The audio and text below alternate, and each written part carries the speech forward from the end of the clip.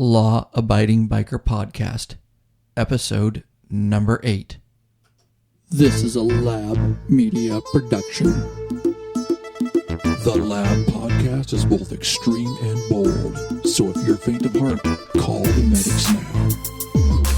Join the Law-Abiding Biker community, where every voice is important. At LAB-08-Skype. If you want to be entertained and educated, then look no further. You can listen to the Lab Podcast on iTunes, Zoom, BlackBerry, Stitcher Radio, or right from LAB-08-Biker.com.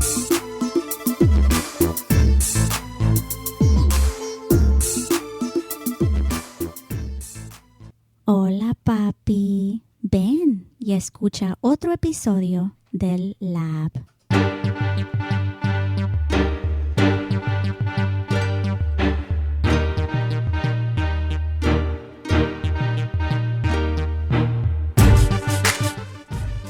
Oh yeah, that's right folks, you made the journey here, and hopefully made the journey back here. Welcome to the Lab Podcast, the official Law-Abiding Biker Podcast.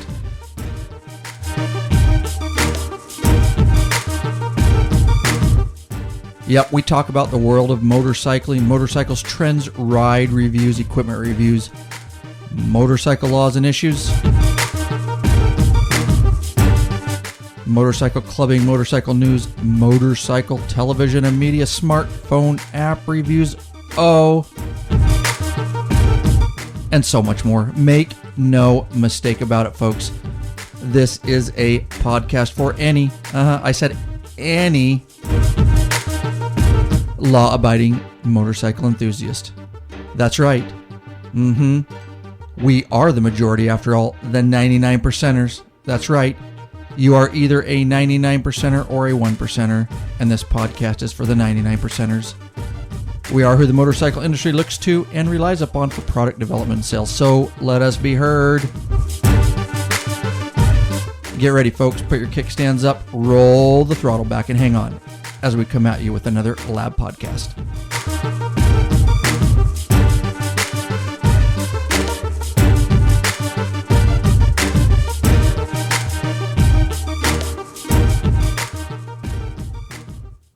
Welcome, folks. I appreciate you listening. As usual, this is Ryan Erlacher, your host of the Law-Abiding Biker Lab Podcast. I am your host and your high-tech redneck. This is Law-Abiding Biker On Demand, talk on demand. And that means, yes, it is a podcast, so you get to listen to it whenever you want. If you're in your car, I listen to most of my podcasts when I'm working out or when I'm running or when I'm driving around. It is your one-stop shop for all your law-abiding biker needs, and it is on demand. So, all right, folks, I am stoked. We have a very cool show for you today, and I will get into the details. I'm just going to do a brief opener here, and we will get straight down to business. One of the things I'm very excited about is if you guys will go to lawabidingbiker.com, hook up on our Facebook page. You can just go to the internet site. That's the best place for all your lab needs. All the podcasts been kicking out teasers. We're going to do, if you haven't listened to the latest teaser, please listen to that. We're going to be doing those in between. We're going to have a lot of fun doing it. I hope you guys enjoy them. You can get all the podcasts on the site. You can hook up on the Facebook page, Twitter, etc. All right, we've talked in past episodes about being responsible and how our club, yes, we do like to have a few beers when we have meetings or get together, but we are responsible, and we have found that having a club PBT is a very responsible thing to do, and not let your brothers ride if they've had too much to drink. Obviously, it's good for anybody who drives a car or motorcycle. Doesn't matter. It is the Alcohawk. That's correct. The Alcohawk. And it is a breathalyzer. It is available and affordable to civilians. If you go to lawabidingbiker.com, it is the largest banner on the homepage in the very upper right-hand corner. If you click on that link, you will get a good deal. I am an affiliate of theirs now.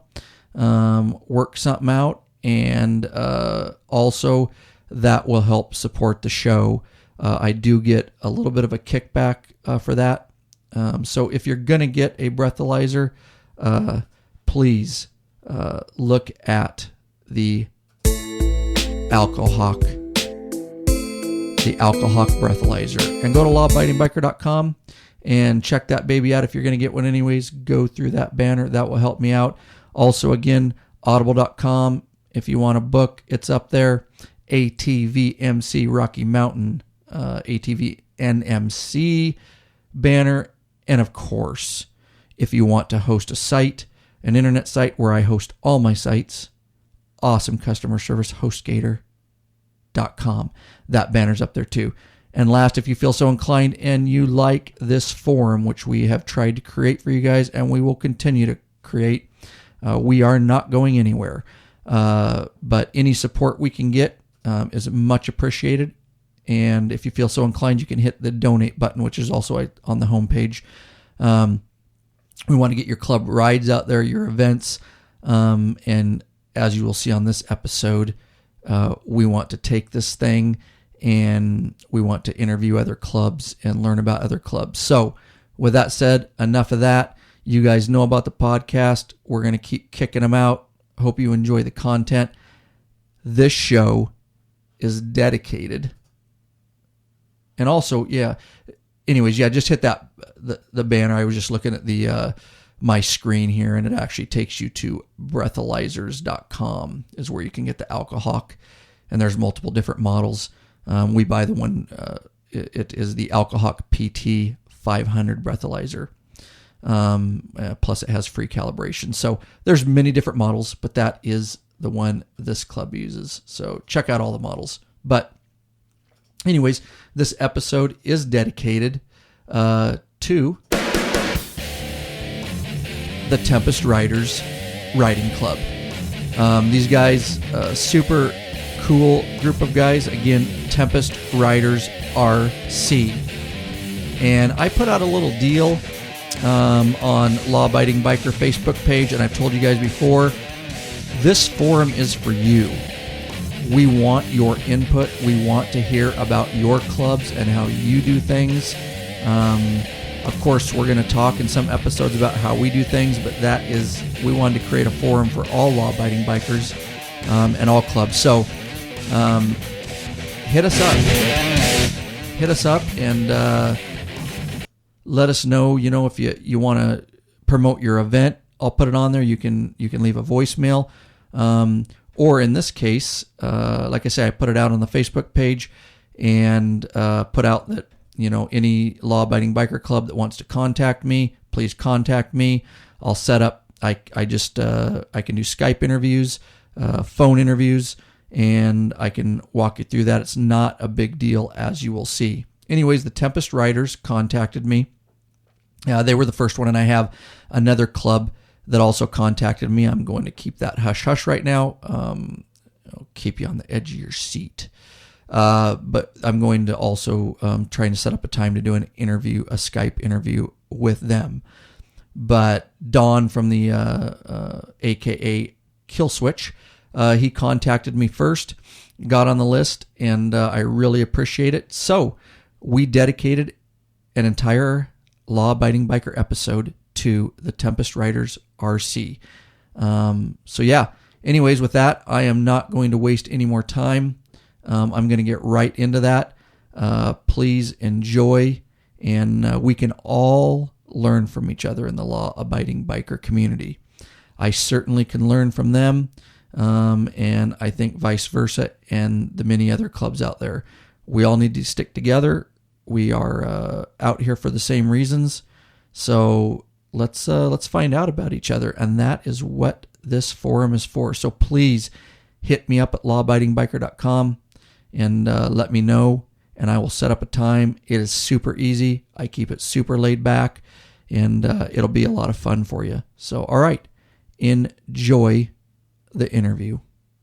All right, it is in the studio here with me is myself and Cuz, and I am super stoked. And if you could do me a favor, Don, if you could hit that video button, we'll go just to audio. Okay, there we go. Real good.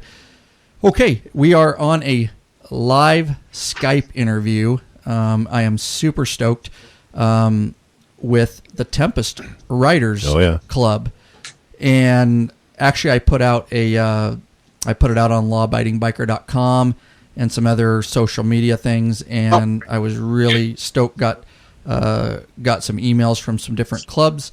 I got theirs first, and so we are going to do a live Skype interview with them right now. So I have got, and I got to ask this, I've got Don, a.k.a. Kill Switch. Oh, that's me. Yeah. Okay. Now, I'm not going to lie to you, Don. I was,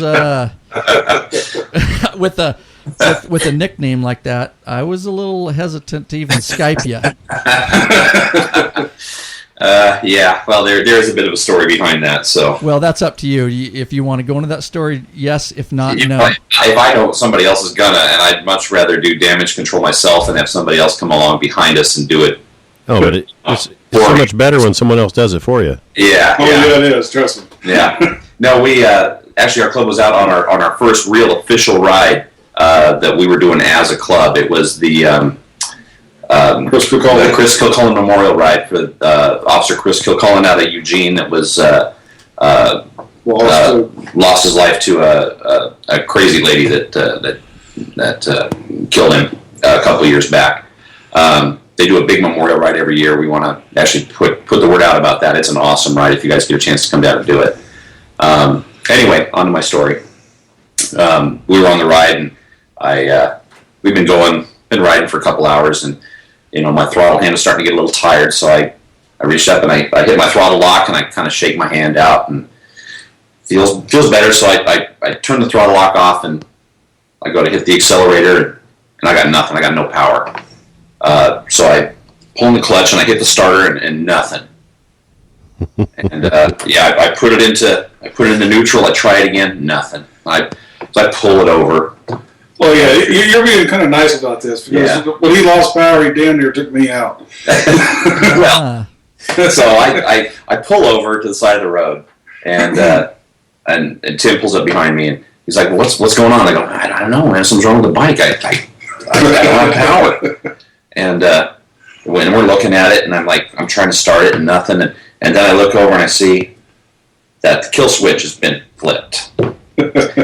So I'm like, oh, hey, I think I figured it out. I turn it on and start the bike up. So we take off, and about a couple miles down the road, we catch up with the rest of the group. They're pulled over and waiting for us, and they're like, what happened? And I said, well, I kind of hit my kill switch and lost power. It took me a minute to figure it out. So ever since then, I've had the name Kill Switch. Okay, and that is usually how nicknames get established by something you screwed up on, right? Don, just to make you feel better, I'm a service advisor at Owens Harley Davidson, and you're not the only one that has had problems with the Kill Switch. just to make you feel better. Yeah, it doesn't really, but thanks anyway. All right. But I will tell you, Don, that regardless, if somebody doesn't know the story and it's just Kill Switch, that's an awesome nickname. I would keep that nickname because that's just a bad nickname. Thanks, I appreciate it. So with that, do you guys in your let's just actually before I ask that question, I introduced you a little bit. You guys are with the Tempest Riders Riding Club. I know you and Tim are there. Why don't you just go ahead and we haven't had a chance introduce Tim so we know who we're talking to and what club you're with and what positions you hold? Sure. My name's Tim. I also go by the road name of Boa, which has been my nickname for years.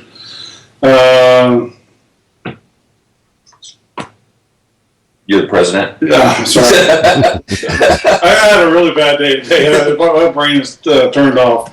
I'm the president as of this year. Actually, Don was the president as of last year, so We had a little change of officers over the last 8 months. And so we've had some changes and some growth, and it's really becoming a good day. I'm Don. I'm the information officer. I don't know what else you guys want to know about that, but yeah. I am curious about that's. I'm writing it down as we speak, because, like I say, as you guys bring up stuff, it's gonna key me here. So I do want to know here in a little bit about that information officer position. So Sure. yeah, that gives a good little introduction, so our viewers know who we're talking to here. Again, Tempest Riders Riding Club, and we're talking to Don and Tim. Why don't you just I guess first of all, I looked you guys up. I've got you guys up on the internet here. I've got your website up. I'm looking at it. Why don't you tell everybody where exactly you guys are located at? We're located in Portland, Oregon. So is it fair to say all your members are from Portland, Oregon, or do you do surrounding counties? Surrounding counties. There's a good chunk of us from Portland. There's a good chunk of us from Vancouver, over across the river. Vancouver, Washington. We got some new members down towards Salem. So yeah, we're in the same metro area. One of our favorite steakhouses just so happens to be in Portland. Oh, really? Yeah. Which one? It's the A-Crop. Oh yeah, our VP used to be the bouncer out there. Oh yeah. We only go there for the steaks. Yeah, I'm just of gonna course, let you know. absolutely. They have wonderful steaks there. Oh yeah, they got some great meat out there. I really like that place. Yep. Yeah. So if you go to Portland, you go to the A-Crop, you will get the Acropolis. the way I understand it, the guy raises his own. Yes, he does. Yeah, he raises his own Black Angus cows. So. Yep. Good stuff.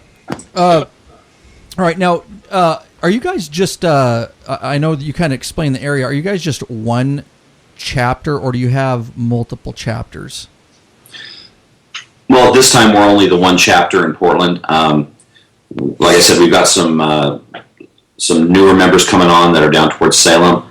We don't know if we're going to be able to open up a Salem chapter just yet. We'd kind of like to, but we're kind of taking it slow and seeing how things look.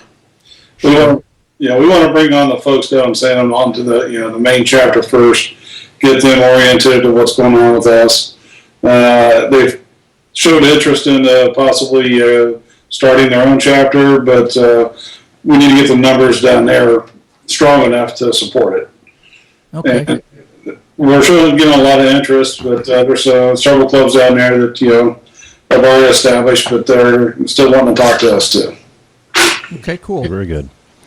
So give us a little history on your club. When was your club formed, and basically how did it come to be? Well, back in about mid-2010. Yeah. There's a whole group of us at work that have been riding together for a while, and going out on the weekends and going out after work and kind of doing our own thing. And after we've been doing that for a while, I just kind of started looking at different clubs on the internet, and I talked to Tim and said, have you ever thought about joining a motorcycle club? And he's like, I've been kind of thinking about it. So we looked up a few different clubs, and there's a lot of really, really good clubs out there, but none of them that really met our needs. We talked to a few of them, and good people all around, but for one reason or another, there was something that didn't quite work out for us. We're not just a law enforcement club. We allow basically anybody that's a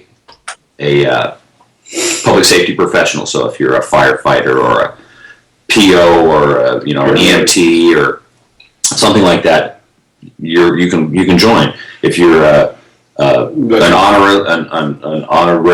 honorably discharged veteran, you can join. We also allow family and friends of past members to join. So we have some civilians in our club as well. Those folks have become close friends of ours prior to the club forming and everything else, and we didn't feel that it was right for us to eliminate those folks because they're not associated with a law enforcement or a public safety group. So we opened it up to where like-minded folks that are friends and family, so we have somebody that's willing to stand up and say, yes, these folks are good people. We want them to be part of the association, and it's come to bear good fruit for us because we've got some really good people that we have a really good time out on our rides, and pretty diverse. And that allows us to do a lot of different things. Well, that's great. Yeah, good. It sounds like, obviously you guys said you started in about 2010. If you don't mind, it's one of the questions on the list. How many members are you guys looking at right now? I mean, not including prospective members, but actual members. We're running, about 24 fully patched members now? We have 24 full patch, and then we have about 6 prospects that are in the process right now.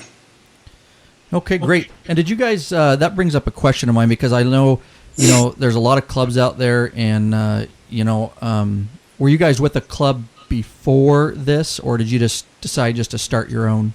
No, prior to, I was riding a little bit before Don was on this next round of our history of riding. And I had looked at a couple of clubs, and what I was finding out there, required certain, all these different requirements from the different clubs and everything else.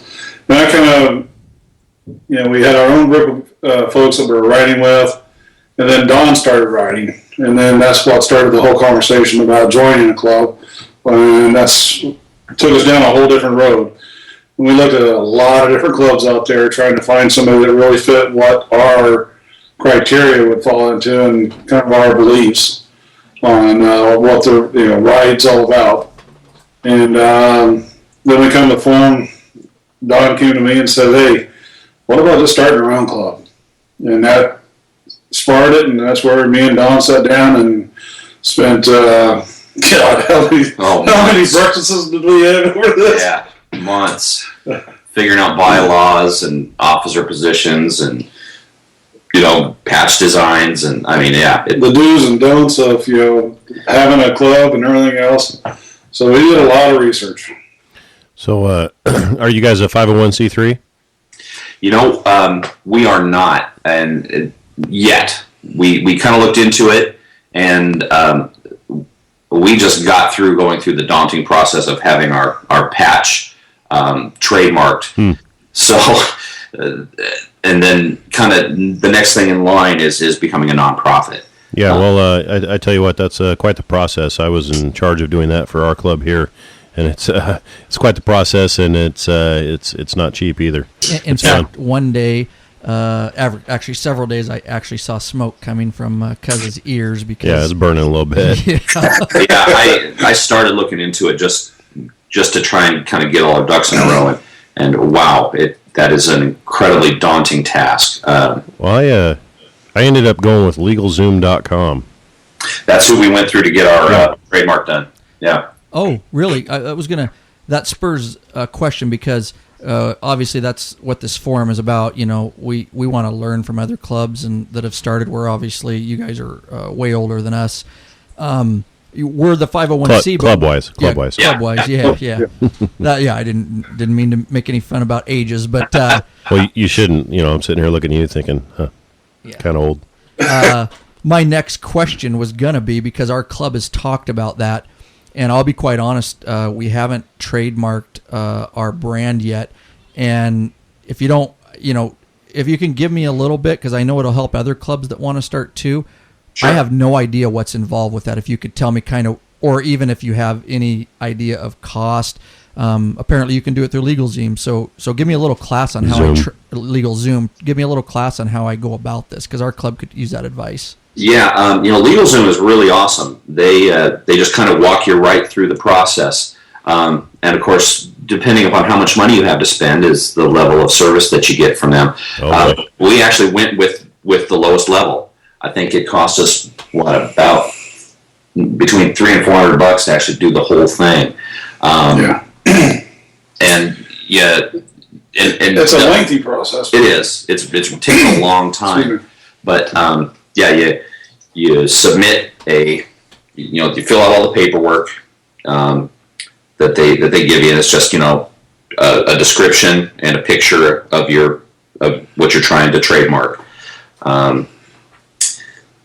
who owns it, and addresses and email addresses and stuff like that. Then you send it off to them, and then a few weeks later they have an attorney that looks it over, who tells you, okay, you need to change this or change this. You make the changes, you send it back. If it's good, they approve it, and they get very particular about, especially because you're trademarking a emblem. They want to know the colors, exact colors that you're going with, dimensions. They get very particular about the trademark. So it's a pretty lengthy task, and then they have to go through the approval stage and any challenges that are out there. And we're trademarked in Oregon and Washington, so it's on both sides of the river. And so that's a pretty lengthy process, and they want a lot of details. Yeah. And our symbol is a pretty common symbol amongst motorcycles. It's a winged wheel. And so we actually had to explain why ours was unique and what about our symbol made it unique. So, you do have to go into quite a bit of detail. And then once the attorney with the federal trademarking and copyright Infringement laws. Once he goes through all that and gives it his approval, then it goes on and it's published. They have an online magazine where they publish everybody's trademark they're trying to get a new trademark, so that if you have a trademark, you can look at it and say that looks too much like mine, and you can contest it. Okay. So, well, the 501c3, it's pretty similar to that. They again, I went with, like you said, the lower level. So you go through and they just ask you many questions, and then of course, like you said, they kind of get back to you and say, well, what about this? What about that? But overall, I think for doing that sort of stuff, for any club, doing legal Zoom can help you out with trademark, your 501c3, pretty much anything, I think. Yeah, if you're not lucky enough to have an attorney in your club, legal Zoom's the way to go. Well, I'll tell you, I'm encouraged because I've talked to some other people, but I actually, not on the podcast, but if you don't mind, I may be in touch with you guys to get a little more information about that. But I'm encouraged that it's something we might be able to afford, because, I talked to some people who get private attorneys, and it's like $2,500. Tim brought up something that I'm interested in, and he said you're trademarked in 2 different states. Now, you're not trademarked in the whole United States? How does that work? No, I actually, we're trademarked in the United States. I think you were thinking of of our corporation. Oh, my apologies. He's right. I was thinking in regards to the corporation. We're incorporated in Oregon and Washington. Okay. We're trademarked in the U.S. Okay, I understand. I just want to make sure. Okay, well, that's very actually encouraging, and that's what I say. We are learning as we go, and we'll take any advice we can get. So, yeah, that's maybe something we can work on next. I guess along with that trademark, I know there's a process, and you guys know from starting a club, it's expensive. It takes a lot of time. So if anybody's out there that thinking they're going to start their own club, I know you guys can speak the same as that. You better be ready, because it is a daunting task, but very rewarding. Oh, it's absolutely worth it. Absolutely worth it. Especially when you got a president that's neurotic and doesn't sleep and just group me as every hour of the day. Yeah. I like to keep them on their toes. Mm-hmm. That's a good thing. I know you guys went through a process. How did you guys come up with your actual club brand, your logo, so to speak, your patch on your back? Just explain a little bit how you guys did that. It was just a lot of trial and error. By the time we got to the point where we were going to design a patch, we had probably nine people that were really interested in the club, and we were meeting once a month. And when it came time to design the patch, we just come to the table with ideas, and we started from basically round table at the whole from start to finish on the brand, because we wanted everybody that was initially starting this club to have input, because after me and Don had talked and we decided this is what we're going to do and go forward, then we started talking to the folks that we were riding with and seeing if they were interested. And to our surprise, those folks were ready to do this. And so we found a common location. We went and sat down in a private room, and we started, creating what our brand was going to look like. And we started just brainstorming and keeping up with some ideas, and every component of our brand has a meaning to us. It's we actually this you would think that things like bylaws and stuff like that would take more. It would take more time. I think actually our patch took the most time out of anything to develop. Of course, for us, what we have has meaning to us on more than just one level. If you look at our patch, it's a winged wheel flying out of a storm cloud with a bunch of lightning coming out of it. The first and the most obvious thing is the winged wheel, which has been a symbol for motor officers since they started riding motorcycles. So it's a real obvious nod back to some of the history of law enforcement motors officers. Kind of honors them and every other motors officer that's worn that symbol since then. Of course, there's also the more obvious connotation with the Tempest Riders. We live in the Northwest, and a good deal of our riding season is it's going to rain on us. Oh yeah. And I mean, I know you guys on the east side of the mountains don't get it as much, but I used to live in Vancouver. Oh yeah. Yeah. Oh yeah. If you're gonna ride the rain. Oh yeah. It's not raining when you start the ride. There's a good chance it's going to be raining by the time you end. Absolutely. And then there's the more personal meaning, where the storm cloud kind of, to us, it represents the kind of chaos and the sometimes violent working environment that we all work in.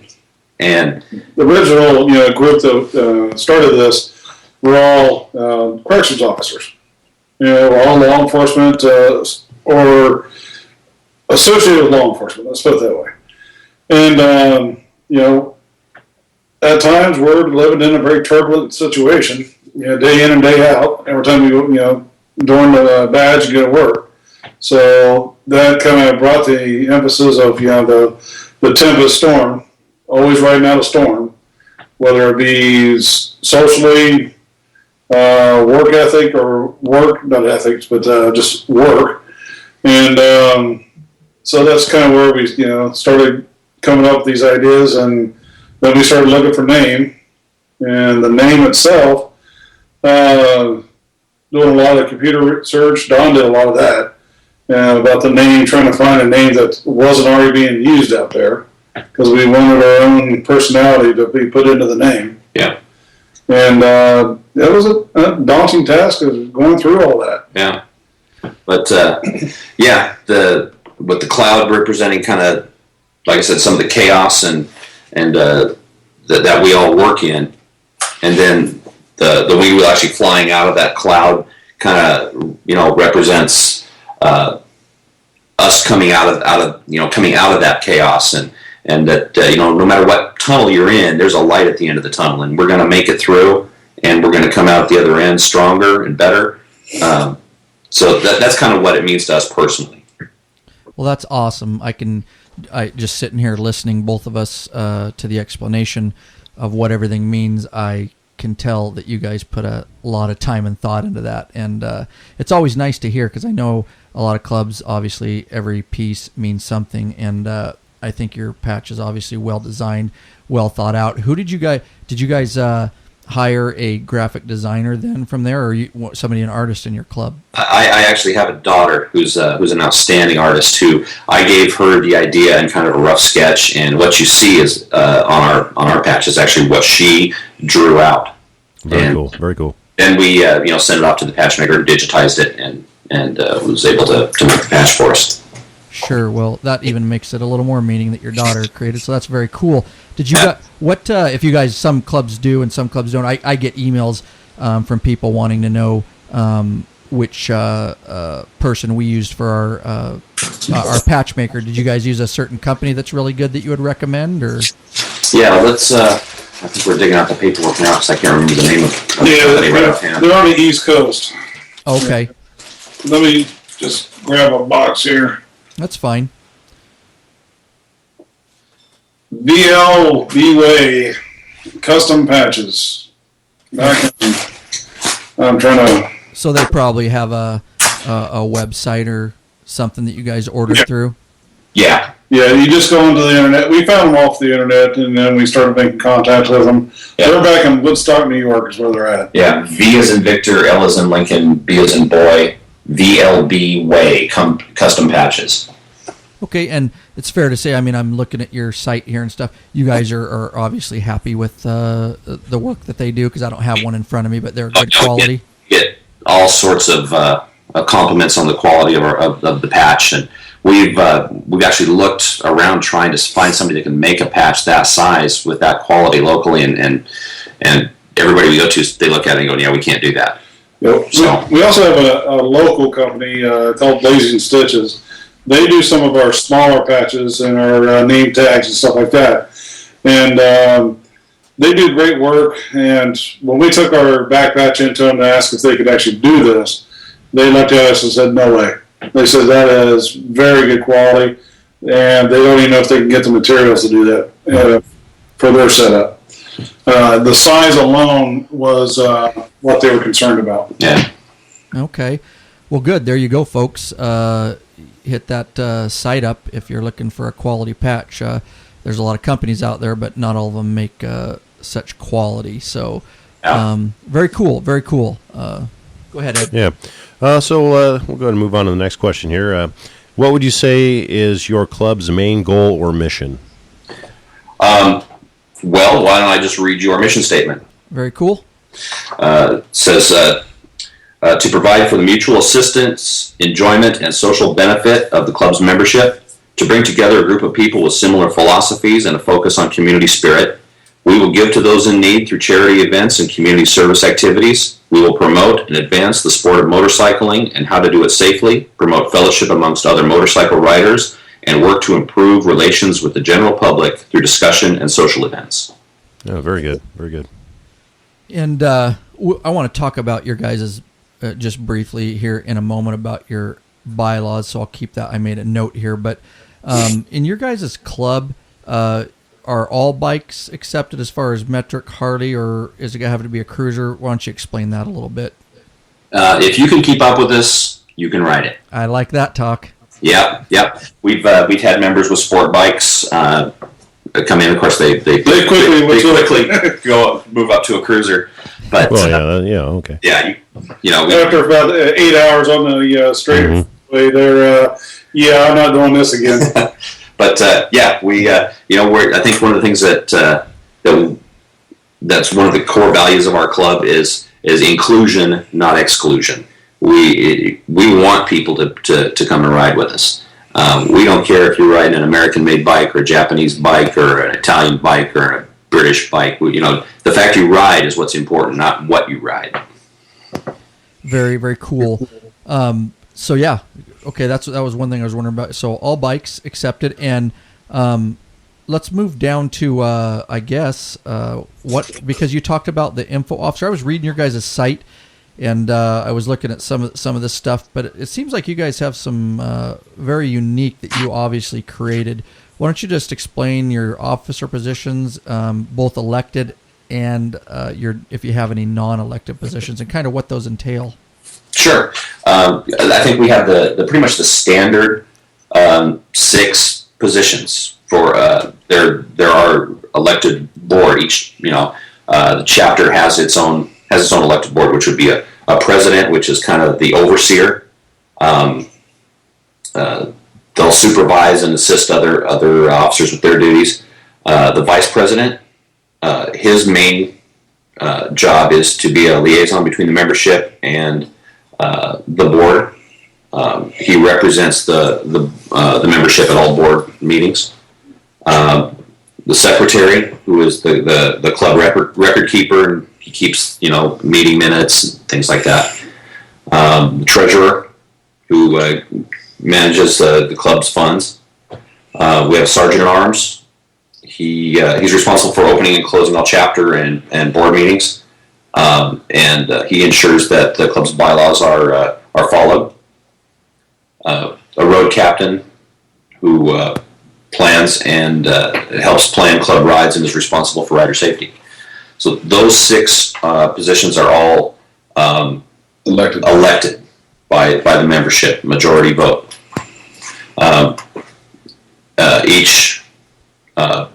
Each board member has a term of 2 years. So every year, half of the board will come up for election. Okay. Yeah, we alternate the election, so there's no complete turnover at any one time. Great choice.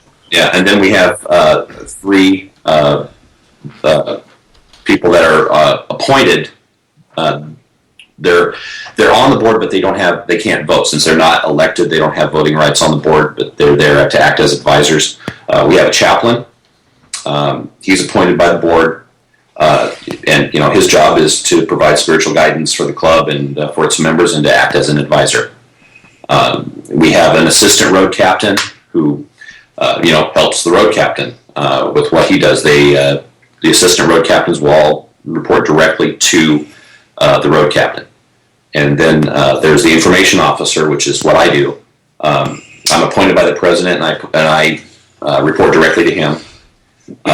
My main job is to admin the club's website, Facebook page, and the forums page.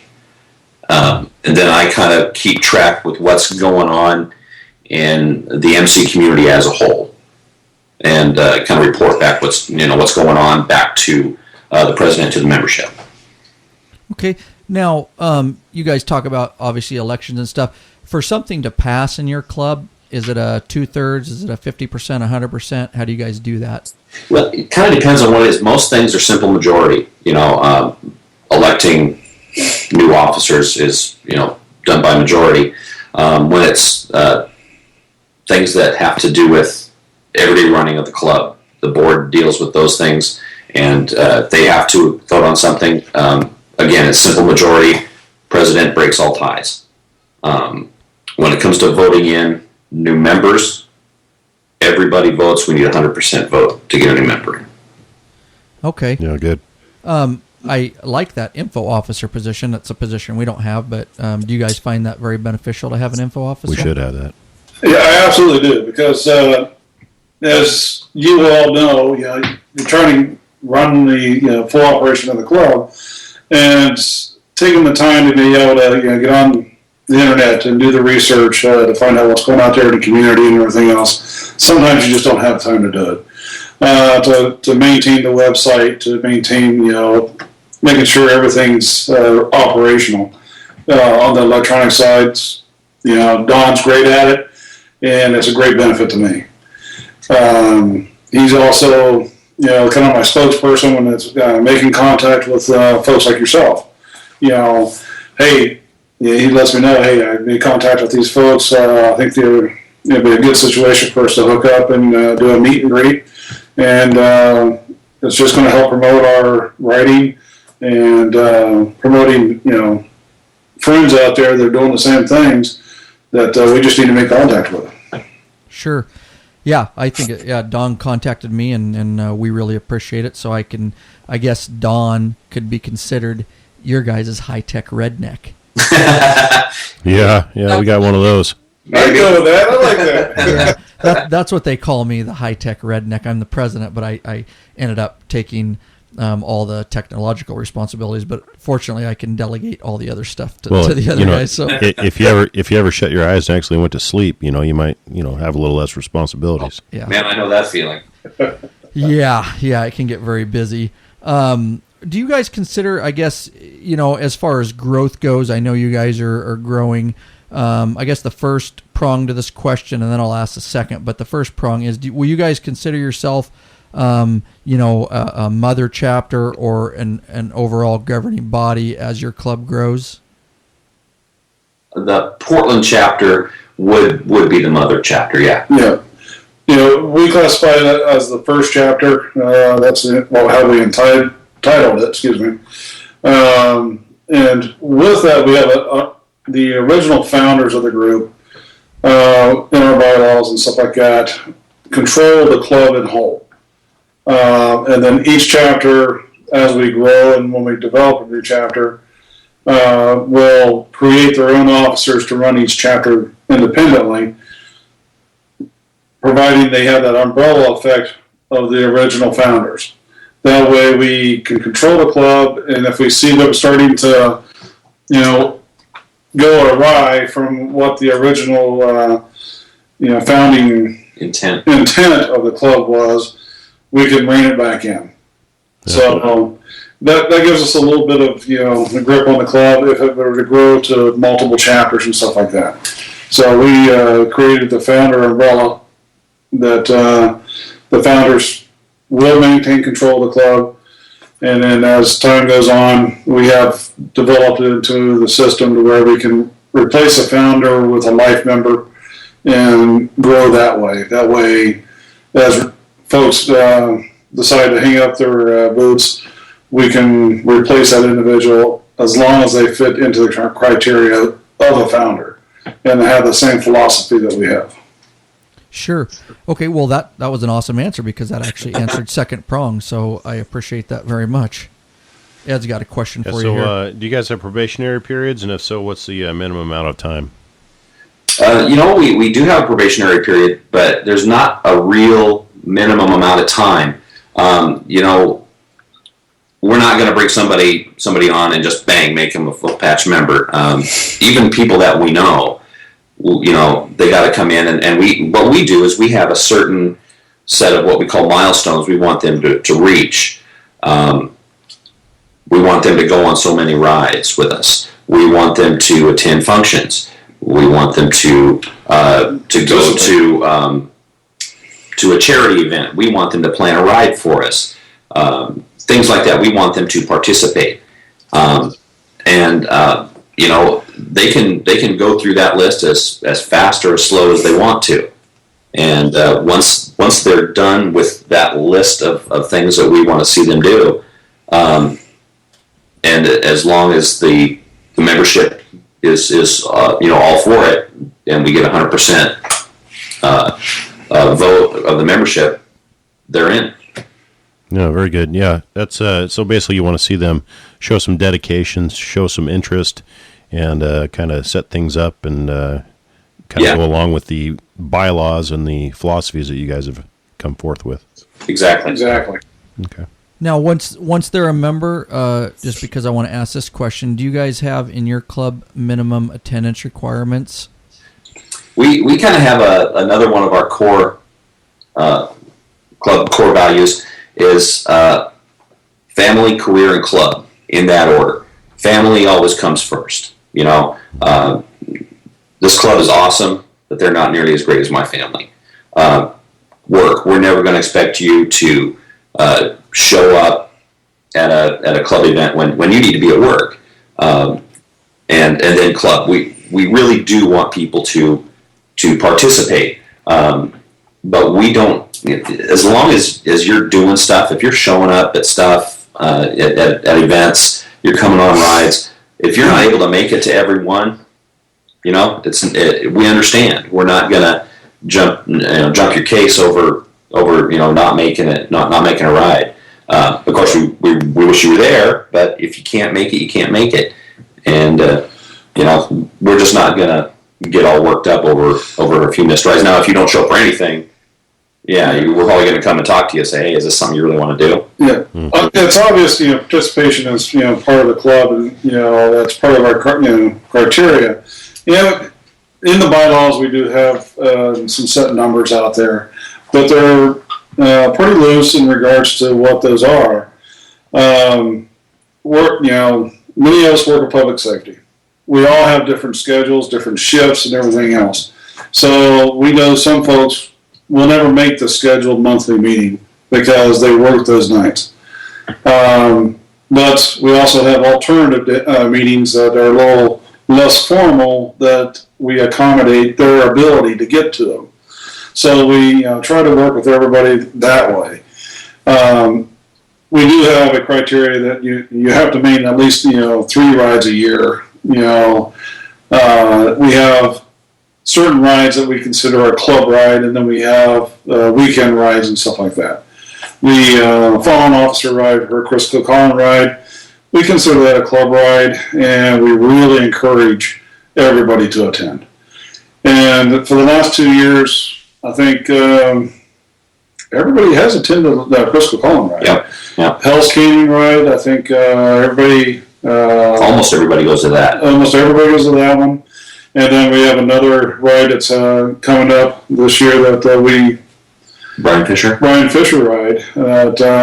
We're trying to start that into our criteria of our club rides and start supporting the Washington side of things.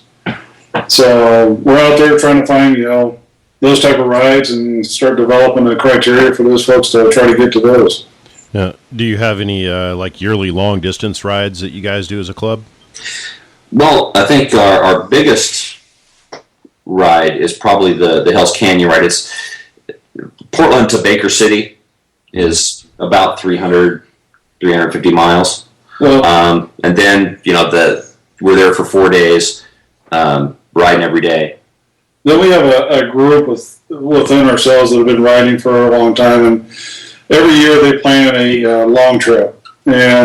But it's not a ride that we really stress as a club ride. It's more of a ride that takes place. Last year they went for 14 days up to Victoria, up into the Canada ride. This year they're going to Moab, Utah. Wow. So, and they'll be gone for about 11 to 14 days again. So, and anybody in our group obviously is encouraged to go if they want to go.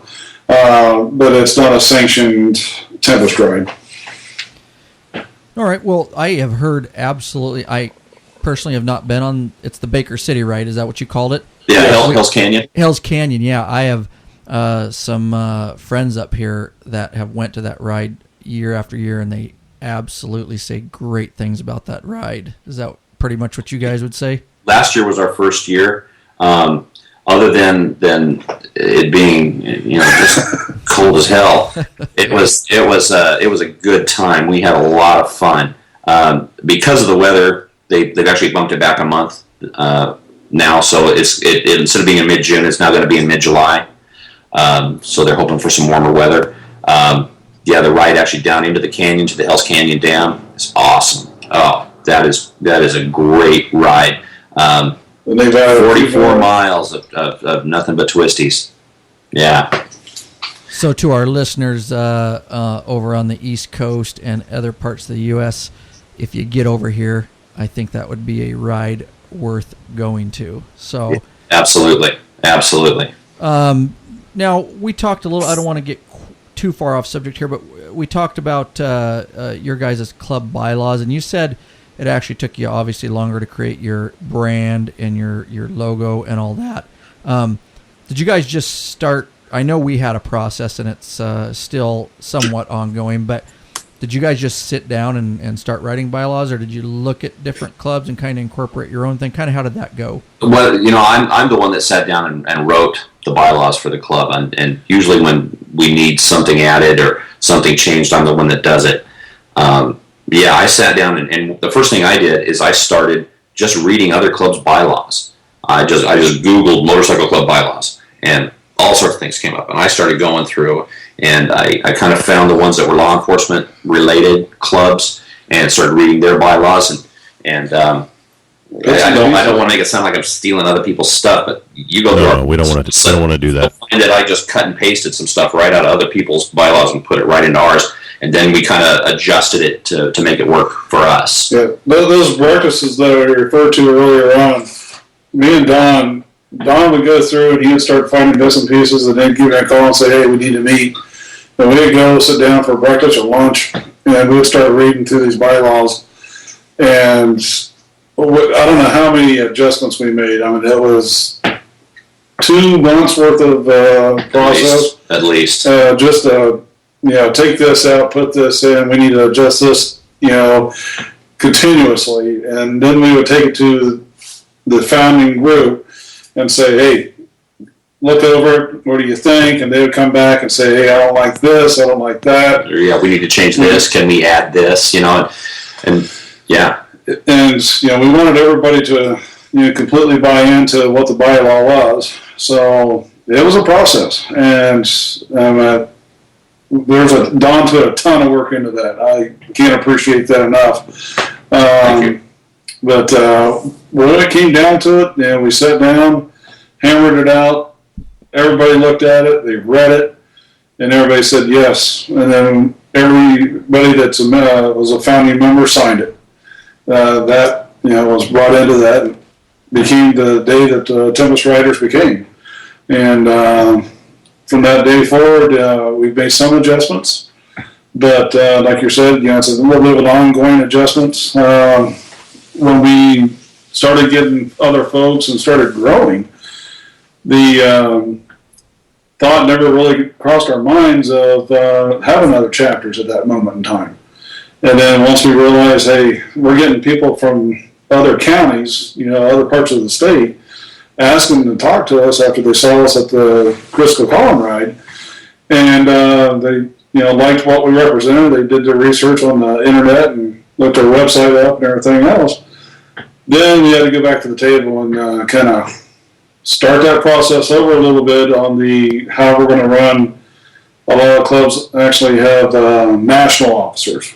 Well, we decided we didn't want to do that, so we went to the umbrella effect where the founders always had control. And that way there's not another election of the national level, which, within itself would be a burden. So, it's a process.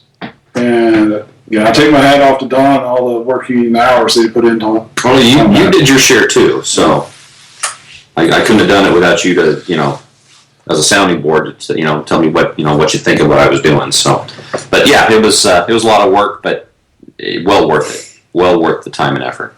Yeah, I would have to say that is one of the most grueling processes, bylaws. It sounds like you guys did some similar things, and I know each club comes up with their own stuff, as far as what meets their needs. But I think probably, my opinion, the most important thing a club can do to ensure its stability and longevity. So do you guys, as far as growth, and say a crew of guys were interested in joining your club from, let's just say, Montana or somewhere. I know you guys take prospective members, but do you also take prospective chapters? We do have it set up for prospective chapters, and it's really similar to being a prospective member. We have a set of milestones that we want a prospective chapter to meet. We want which are very similar to what a prospective member has to go through. We want to see them go on so many rides. We want to see them go to charity events. They want them to plan a ride for us. Things like that. One of the things that we do have, say if somebody wants to start a chapter, is we have a geographic limit. You have to be further than 40 miles away and less than 300 miles away from another chapter. That way, it kind of helps us maintain control over what's going on with other clubs. I mean, if another club wanted to start in New York, we could sanction that, but we really wouldn't know what they were doing, and I don't know if I like that. Yeah. One of the things, with our brand and everything else, we represent who we are. And I don't want to turn loose somebody that would fall under the wayside of the law, and totally bring disgrace to what we represent. Yeah. Sure, yeah, we've had some of those concerns too, as far as when you get out there a ways in different states, it, I think, becomes a lot more difficult. Well, not that, but with what we've done, 300 miles, that's a good distance away, but it's not so far that we can't ride out there in a day. And, or meet in the middle. Yeah, or meet in the middle. Or now that we're on Skype, we can Skype them, but we can, it allows us to actually know the people that are wanting to be a member of this club if they want to start another chapter. Absolutely. I sorry, Ed, I got one follow-up question on that. As far as if a group contacted you from, let's just use Montana again, Sure. Say 20 guys contacted you, want to start a chapter, or do you prefer 4 guys or 6 guys or 8 guys, or does it matter? You got to have a minimum of 6. You got to have the 6 officer positions to start a chapter. Okay, but you don't mind, just for the people listening out there, you don't mind if somebody called you and said, hey, I have 15 guys that want to start a chapter? Yeah, we wouldn't mind at all. Okay. No, yeah. The successful club, from my perspective, is the more members that you have, the stronger the club's going to be and more active they're going to be. Like I said, we all work different shifts, different, everybody has a different schedule. There's times when we're going to do a ride and everybody would love to do it, but unfortunately only 4 can show up. So, and that's out of 24. So, and then there's times when all 24 show up. Sure. So, it makes it better of a club if you have enough members to support the activities which you want to do. Okay, well, there you go, folks. For you listen out there that may be interested, and we'll talk at the end of the podcast to get all their contact information. Ed is up with the next question. Well, obviously, up until you found Skype here, what did you find was the best way for you guys to communicate with each other about rides and business, etc.? I think Tim's laughing because communication was the one thing that just drove me nuts when I was the president. Getting people to, we tried a lot of different things. I kind of tend to use the shotgun method of communication. I'll send you an email. If you don't answer, I come after you with my shotgun. That's a good technique. No, Kill switch. Yeah.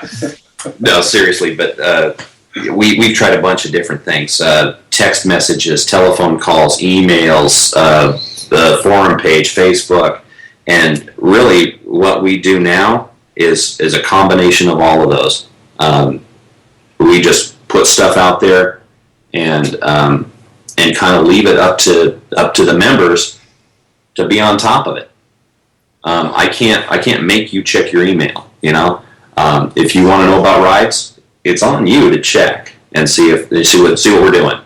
I have a cell phone. I take text. I have email, and I am available. If you have a question about what's going on, call me. I'll let you know. Yeah, so, good. Well, I tell you, one useful tool we've found is called GroupMe. We have that, yeah. Yeah, and it's, this worked out real well for us. Apparently, Ryan was giving me an ugly face, saying that I don't answer as quickly as I should. But, I got this thing called a life, and, Yeah. Anyways, yeah, GroupMe has worked out real well for us. GroupMe is really good, and it's helped us out a lot. Yeah. There's a few of our folks that are still in the dark ages, and I'm probably considered one of them. But I'm probably the least technically advanced in my group here. Yeah. I was happy to find out one of our members was actually worse than I was. So I read everything that comes out, and I get it from about a dozen different directions every day. But I'm always making phone calls, getting a hold of somebody, tracking them down at work, doing what I need to do to get a hold of them. And I utilize Don's background in the computers and technical stuff to get the word out. And also if they see an email from me, they're in shock, and they pretty much pay attention to it, because then their backsides are getting where they need to be. Yeah, very good. Hey, you guys talked about a few events. Is there one big, poker run you guys do, or a big event that you guys are involved with that you want to get out to the law-abiding biker community via this podcast that you want to promote right now? Well, we are planning our first event in August of this year. You guys are really into cross club brotherhood, and we are really down with that. And I had this idea, probably close to a year ago, of contacting all of the public safety clubs in Oregon and Washington, and getting together with all these clubs and getting to know each other. We need to why shouldn't we know each other? In the jail, all the 1%ers that come through our jail all know each other. They all know all the other members of all the other clubs in our area. And I'm thinking, why is it that we don't know all the other members of the other clubs in our area? And I thought it was, kind of silly. We didn't know each other. So I did some research, and I got email addresses, and we're planning a barbecue. And we've invited a bunch of different clubs, law enforcement, firefighter, public safety type clubs, to come on out to our barbecue. Yeah, and I actually remember getting that email. So if you can, again, Don, send me that email to this club. Sure. But I remember getting it when I was president of the Blue Knights before we started this whole club, and I thought it was just an awesome idea. And in fact, the local chapter here, we're still really good friends with all those guys, and I think a few of them are very interested in going down to that event. So yeah, please give us the details. We are hitting a long trip in August, but if the days worked out, we might be able to hit that. So. Well, it's August 24th. Okay. It's at Milo MacGyver Park in Estacada, Oregon. What we're planning is our VP has got some pigs he's raising. He's donating a whole pig for us to barbecue.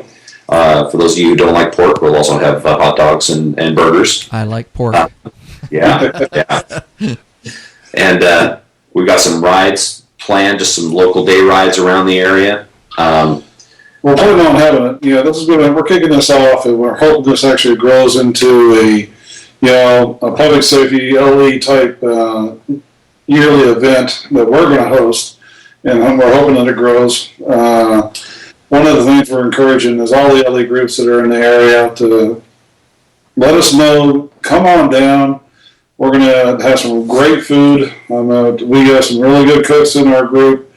We're working on a raffle.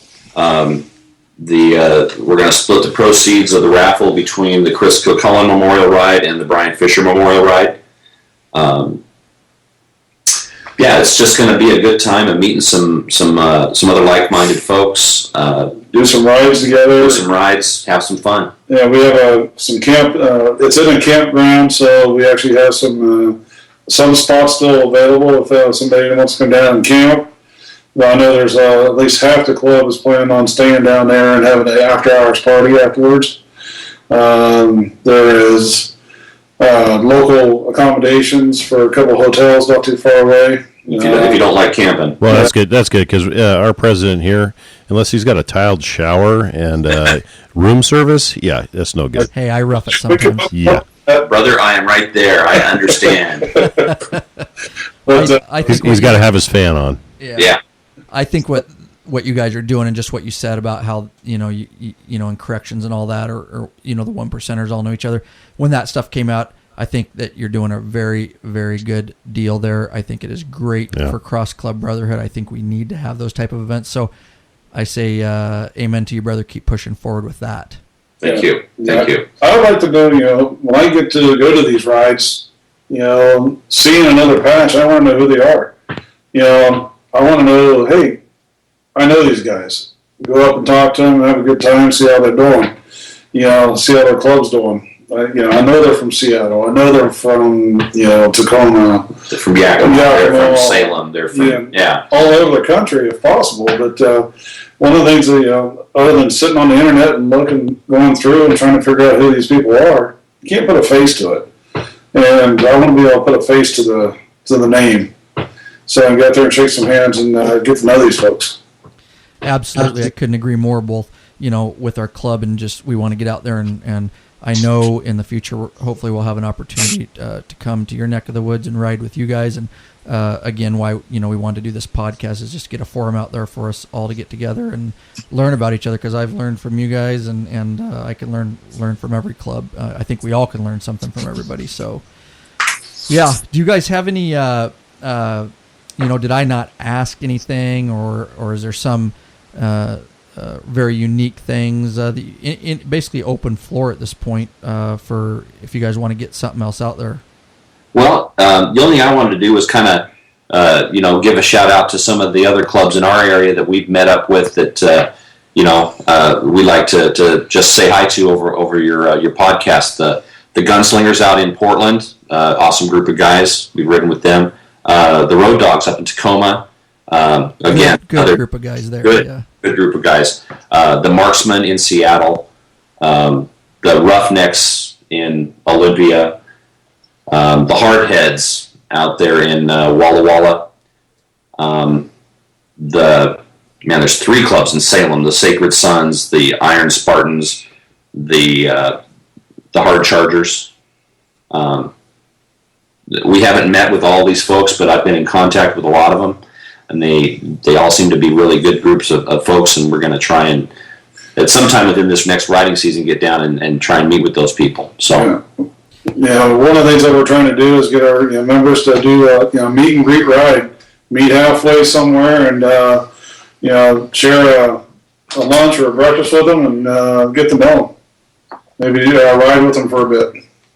Absolutely. And I so much appreciate you guys coming on this show. And, as you have contact with those other clubs, I know we do too, but hopefully as we pump these podcasts out and people see it's a real relaxed environment and we don't ask like crazy questions. If you see those guys, spread the word. Yeah, spread the word. Absolutely. We really, really want to interview these guys. And I do have a contact. Do you know Iggy from the Road Dogs? Oh, yeah. Yeah. So I do have a contact up there, Iggy, and I have corresponded with him. So hopefully at some point he'll do an interview. But please, get out there and let these guys know that it's a real easy gig. I hope I didn't make it too tough on you. It's a real easy gig, and it's a good way that we can all, like I said, the main thing is learning from each other, learning about each other's events, and getting together. So I guess, Ed, why don't you do the last one here?